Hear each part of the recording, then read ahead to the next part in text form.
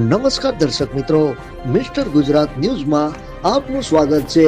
કચ્છના રાપર શહેરમાં આજે પોલીસ અને મામલતદાર કચેરીની સંયુક્ત કાર્યવાહી હેઠળ ગેરકાયદેસર બાંધકામ પર બુલડોઝર ફેરવવામાં આવ્યું છે।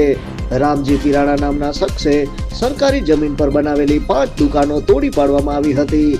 રાપર પીઆઈ જેબી બુબડિયાના જણાવ્યા મુજબ રામજી પીરાણા સામે મારામારી અને હત્યાની કોશિશ સહિતના ગુના નોંધાયેલા છે। ત્યારે મામલતદાર હમીર વાઘેલાએ જણાવ્યું હતું કે નગાસર તળાવ સામે અને પેટ્રોલ પંપ નજીક બનાવેલી આ દુકાનો બિનઅધિકૃત હતી। આ અંગે અગાઉ નોટિસ આપવામાં આવી હતી।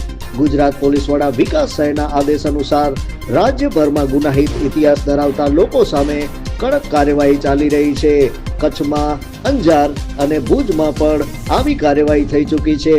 ઉલ્લેખનીય છે કે રામજી પીરાણાના પત્ની અગાઉ નગરપાલિકામાં ભાજપ તરફથી કારોબારી ચેરમેન તરીકે સેવા આપી ચૂક્યા છે।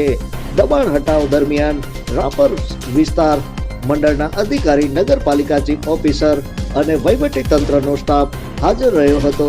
આ કાર્યવાહીથી વાગડ વિસ્તારના અસામાજિક તત્વોમાં ફફડાટ ફેલાયો હતો। દાદાનો બુલડોઝર એવું ચાલ્યું હતું કે કચ્છમાં બધી જગ્યાએ ફરી વળ્યું છે। ત્યારે રાત્રિના મોડા સુધી અટક કામગીરી ચાલુ રહી હતી। Report by Anil Thakkar. જોતા રહો મિસ્ટર ગુજરાત ન્યૂઝ, સત્યતાની સાથે સ્પષ્ટ વાત।